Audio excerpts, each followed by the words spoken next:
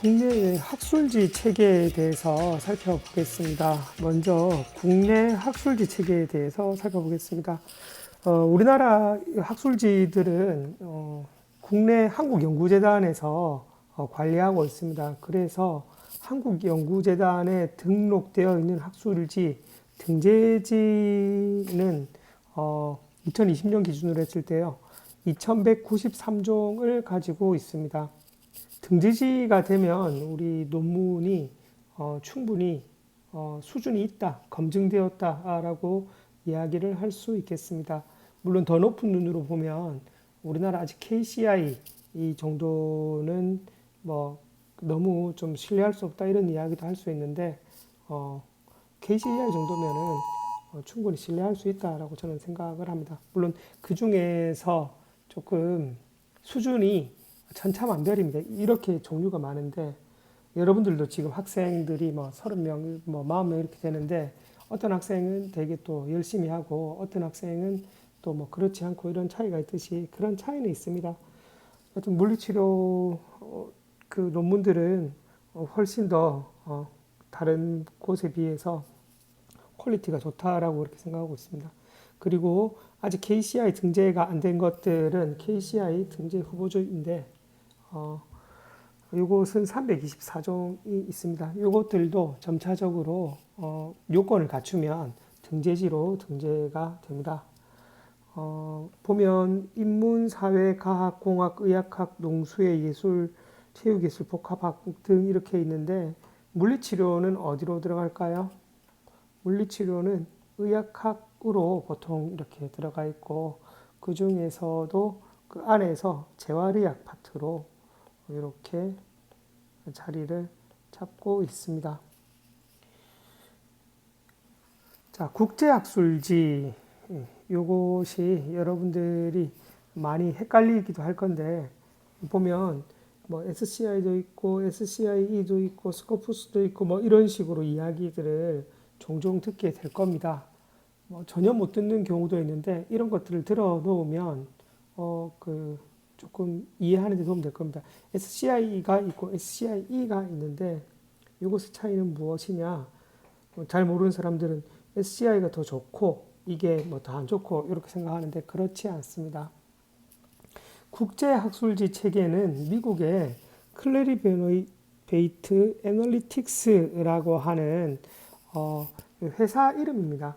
그러니까 과학기술 분야 학술 잡지에 게재된 논문을 바탕으로 구축한 데이터베이스에 등록된 것을 우리가 인용했었습니다. 무슨 말이냐? 우리 그 여러분들 흔히 대학 순위 평가 뭐 이런 이야기 들어보셨습니까?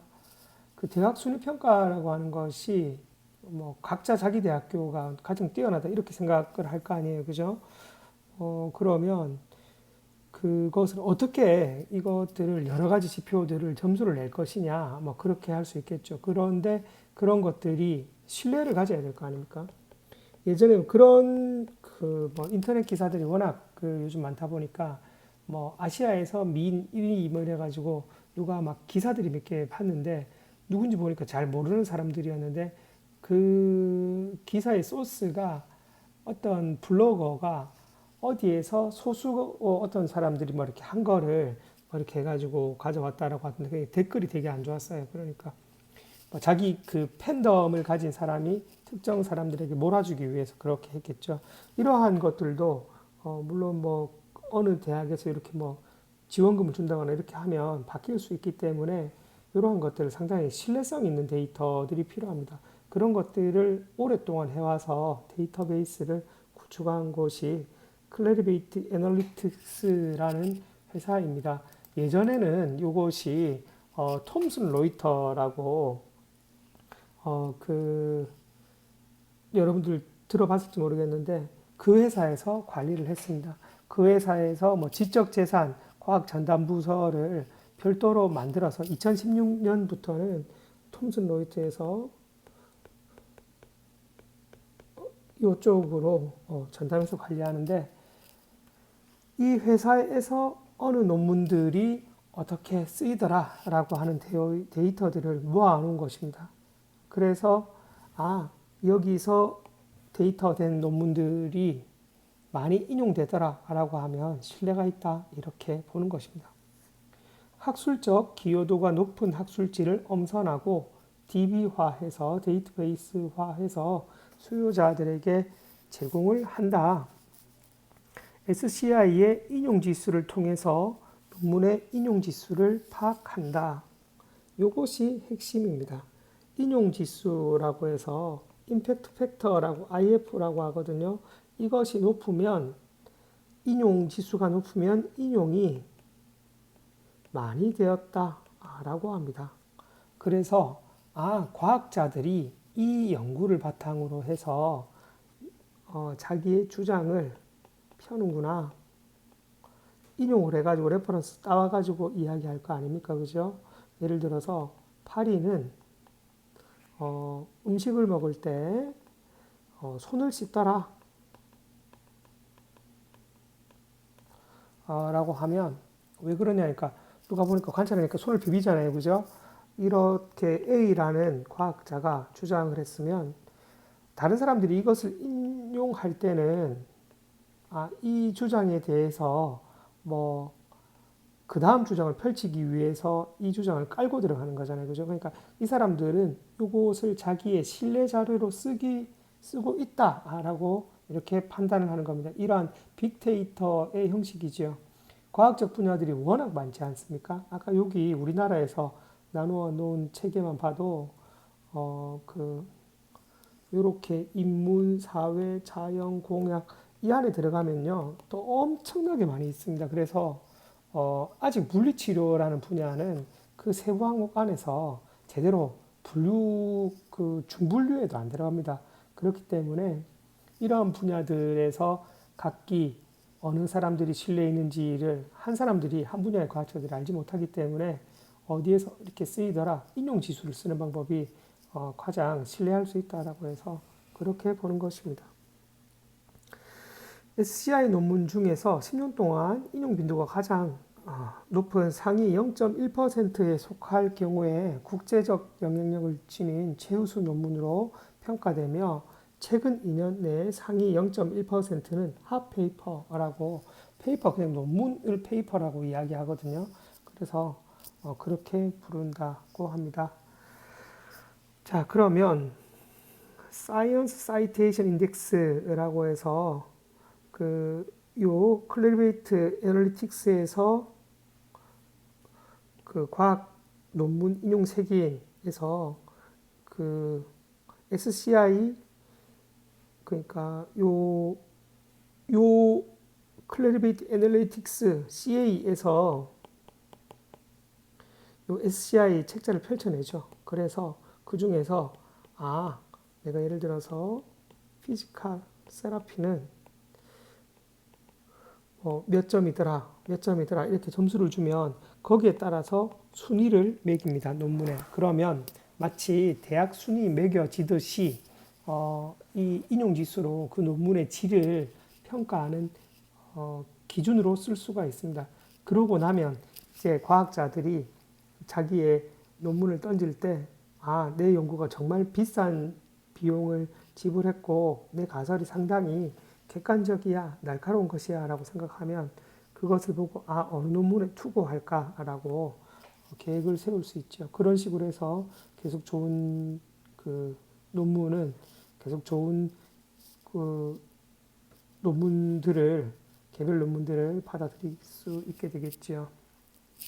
SCIE는 SCI Expanded라고 해서 SCI 확장판 개념입니다. 그래서 SCI는 2018년도 기준 3,740종이고요. SCIE는 9,042종입니다. 이것은 물론 요거를 포함해서 이야기한 거고요. 따로 포함 안 돼 있더라고요. 그래서 제가 빼면은 이 개수를 5,300 이런 식으로 계산할 수는 있겠는데 그냥 이제는 포함해서 부른다라고 합니다. 2020년부터는 구분을 없앴습니다. 그래서 SCI2로 통합했습니다.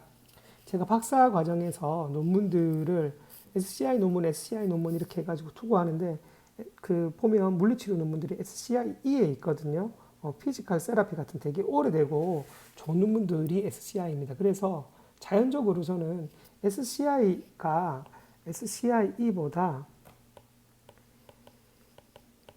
높은 저널이라는 생각을 가졌습니다. 그래서 박사생들 중에서 와 SCI에 투고했다 이러면 SCI 맞나 SCI나 이런 식으로 많이 구분했는데 뒤에 알고 보니까 그러한 차이가 없었습니다. 그리고 대학에서 교수들을 임용할 때 이 사람이 얼마나 과학적으로 연구를 하고 있느냐를 볼 때 이 차이가 없습니다.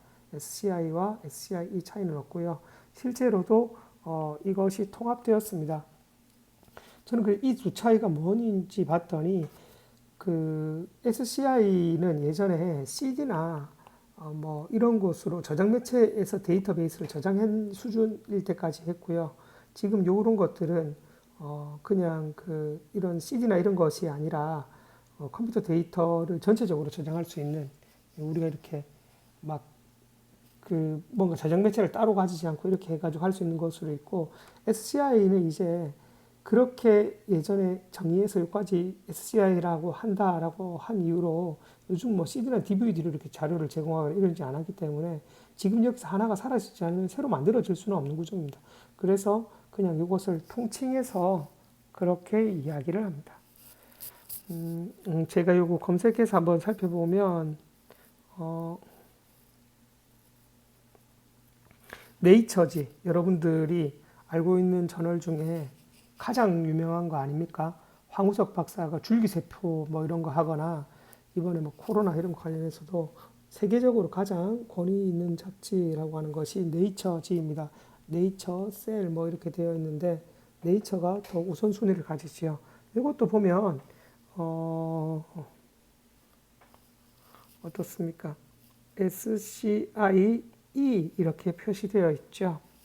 그래서 이런 것들이 전부 다 SCIE로 이제 분류된다는 것을 확인할 수 있었습니다. 그리고 스코프스에서 최근 또 많이 하고 있는 것이 스코프스 지수입니다. 엘스비어라고 하는 세계 최대의 과학 출판을 담당하는 이런 출판사에서 이쪽에서 출판사에서 보통 논문들을 출간 많이 해주고 이러니까 자기들이 독자 기준을 가지겠다라고 하는 거예요. 이런 톰슨 로이터나 이런 것들이 이 SCI를 좌지우지할 수 있으니까 영향력이 엄청나게 커지는 겁니다. 과학 기술을 그러니까 과학 집단들이 여기 플랫폼을 통해서 하게 되니까 그러니까 영향력이 커지니까 엘스비어가 자기가 자본도 있고 규모가 있으니까 이쪽에서 별도의 분류 체계를 만들어서 영향력을 행사하려고 했습니다. 그래서 24,130종 막대하게 많이 가지고 있죠. 이쪽도 상당히 높은 분류로 구분할 수 있습니다. 그래서 외국에 냈을 때 SCIE나 스코프스 이렇게 구분해서 논문을 했다라고 하면 그런 곳에서 인정해 줍니다. 그냥 우리가 논문을 투고했는데 외국에 냈다라고 하면 다 인정해 주지 않습니다. 외국에서도 학술지 체계 안에 들어가지 못하고 그 나라 고유 체계에 들어가거나 그런 정도의 수준에서는 굳이 우리가 이렇게 알아주지 않죠. 마치 몽골에서 외국에 출판한다라고 했는데 대한민국에 아직 검증받지 못하고 논문들도 많이 못 받아지는 특정한 A라는 학회가 있으면 그 몽골인 입장에서는 외국에 출판했다, 국제 출판했다라고 이야기하는데 그것을 다른 사람들이 이거 공정성이 있어, 신뢰성이 있어라고 볼 수 없지 않습니까, 그죠? 그러면은 이런 SCI를 획득했느냐, 스코프스를 획득했느냐 이런 식으로 해서 판단할 수가 있습니다. 그리고 SSCI라고 해서 이거는 소셜이 하나 더 붙어 있는 겁니다. 소셜 SCI입니다. 그러니까 사회과학 논문 인용 색인입니다. 저는 예전에 교수가 되기 위해서 이런 논문들을 쓸 때 SCIE 가진 사람 혹은 뭐 SSCI라고 하길래 와 S는 뭐 우리 뭐 특별한 뭐 슈퍼 이런 의미 있잖아요, 그죠? 좌석할 때 R석, S석, 뭐 스페셜 이런 식의 느낌이어서 S가 하나 더 붙으면 야, 이 상당하겠구나, WS구나, 뭐 이런 생각을 했는데 그렇지 않았습니다. 그리고 ANHCI는 Arts and Humanity CI 이렇게 해서 예술 및 인용과학 논문 인용색인 이렇게 구분할 수 있습니다. 제가 좀 설명하다 보니까 조금 지저분한데 이렇게 구분할 수 있더라. 지금은 여러분들 SCI하고 스코푸스, SCI와 스코푸스 이 정도로 이렇게 구분된다라고 생각을 하시면 됩니다. 그래서 여러분들 논문 보실 때 그 요런 곳에서 그 논문을 찾으면 이것이 스코푸스에 올라 있느냐 아니면은 SCI에 올라 있느냐 이것으로 신뢰할 수 있다 없다를 이렇게 판단하실 수가 있습니다.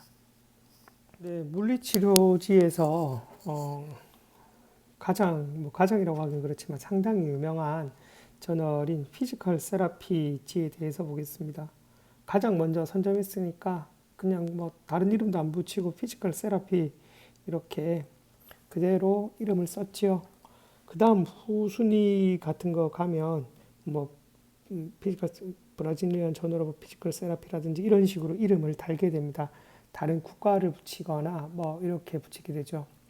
우리도 물리치료협회 이렇게 가장 우선 이름을 할 때, 가장 우선적으로 할 때는 대한 이렇게 뭐 이름 붙이고, 그 다음 후순위에서 할 때는 뭐 한국 뭐 이런 식으로 하잖아요. 그거 다음 할 때는 국제 뭐 이런 식으로 대부분 장명 순위가 있더라고요. 장명 선호 순위가 있더라고요.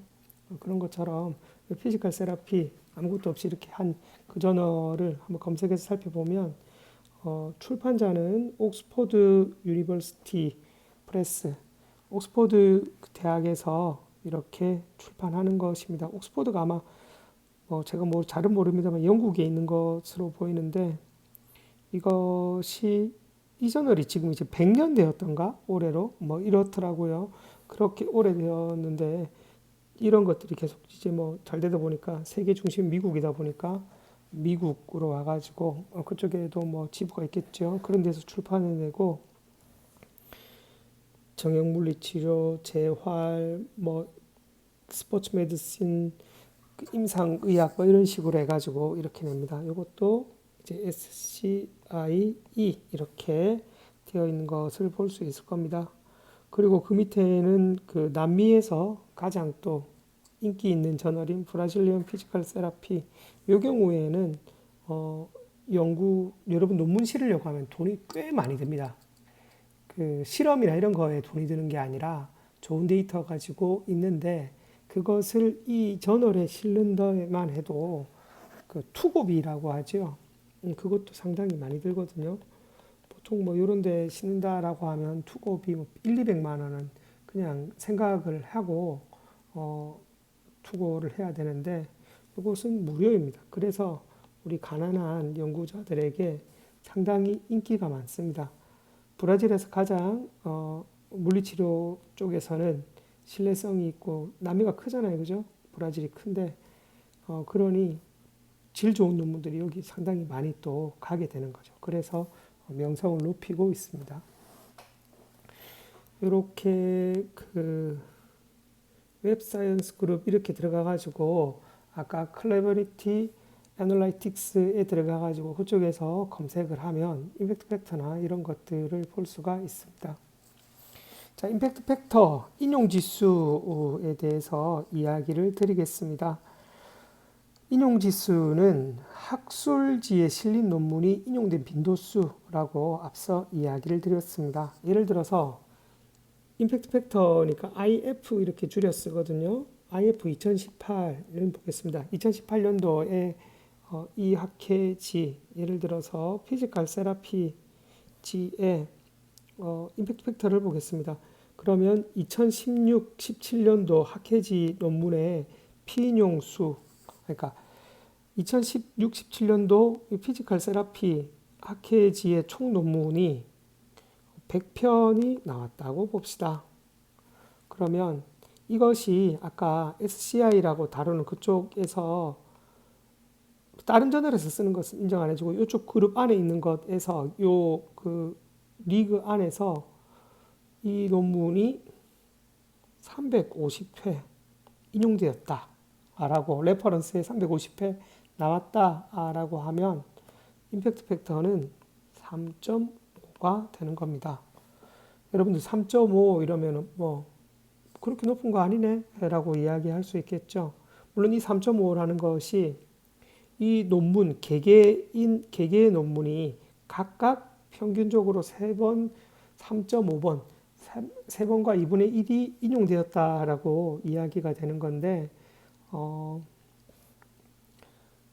각기 논문이 그렇게 인용되긴 어렵습니다. 그리고 뭐 정말 인기 좋은 것은 100번 정도 인용되기도 하고 제 논문 중에서도 뭐좀 인기 있었던 것들은 20번씩이나 이렇게 인용되어 있는 것도 있습니다. 반면 인용도 상당히 낮은 것들도 있고요.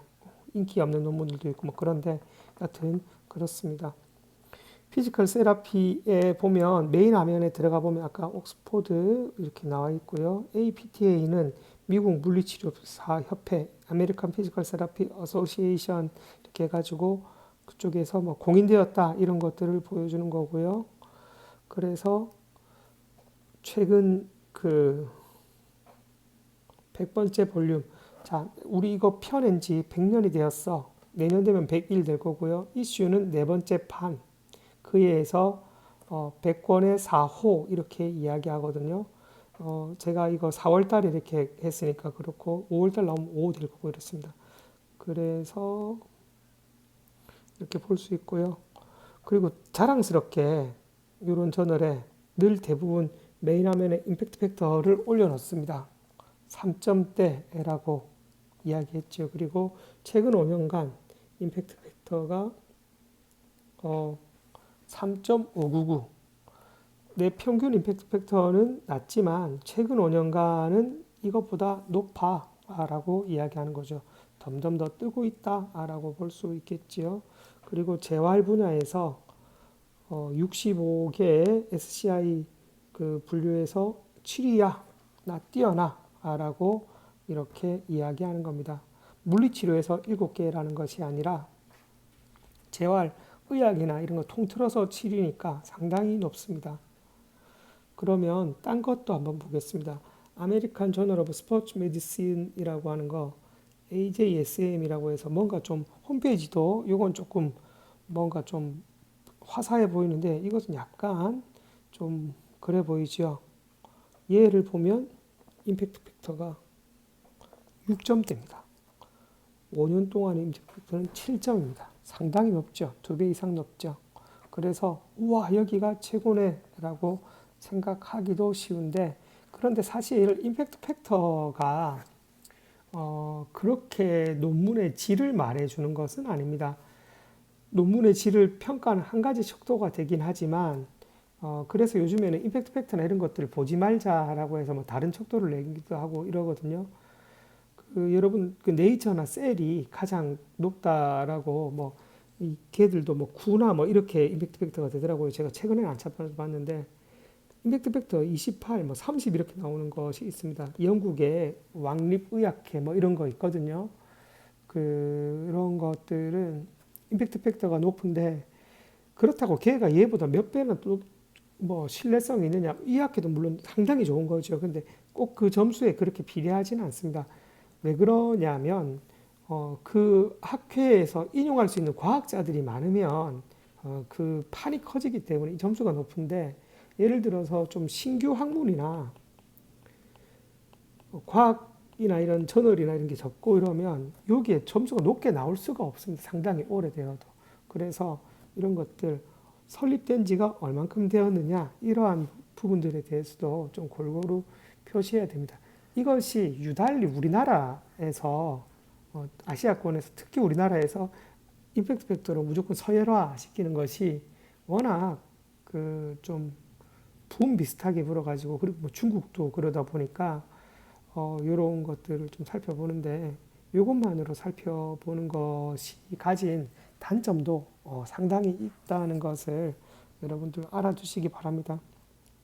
지금 제가 하는 수업들은 대부분 여러분들이 그냥 뭐 알쓸신잡처럼 알아두면은 뭐 어디선가 이야기하거나 그럴 때 좋은 정도의 수준이 될 거라고 생각하고 제가 수업을 진행합니다. 지금 통계를 할 수 있는 것도 아니고 뭐 다른 그런 것이 아니라 어떻게 하는 것이 객관적이고 어떤 논문이 뭐 신뢰받을 수 있고 어떠한 데이터로 읽히고 임팩트 팩터는 어떻게 산정되고 그것이 의미하는 것은 무엇인가 라는 것을 보고 있죠. 인용지수라는 것은 그 저널이 가진 전체적인 그 논문이 얼만큼 딴 데서 불려가고 있더라. 친구들도 인기 있는 친구는 서로 막 그 술자리나 이런 데서도 불러주잖아요. 그죠? 뭐 저같이 인기 없는 사람들은 늘 집에만 이렇게 가고 이럽니다만은 여튼 그런 것들을 볼 수 있는 한 가지 지표, 한 가지 지표 정도로 살펴보시면 됩니다. 네, 그러면 여기까지 오늘 수업을 마무리하겠습니다. 여러분들 이제 기쁜 소식이라고 해야 되나요?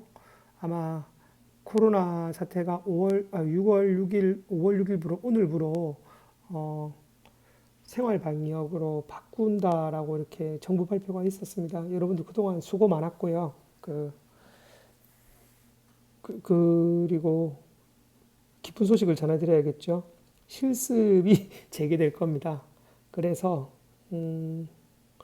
이제 병원 가서 좀 배울 수 있는 부분들 좀 배우시고 그렇게 하기 바랍니다. 수업은 제가 여러분들 크게 무리되지 않는 선에서 좀 가벼운 주제 그리고 국가고시를 좀 준비할 수 있다면 요거 논문 쓰는 법까지 끝나고 나면 그런 거를 이야기하거나 아니면 좀 흥미로운 논문이 있으면 그것을 좀 소개해 드리거나 그런 방식으로 진행하겠습니다. 수고하셨습니다.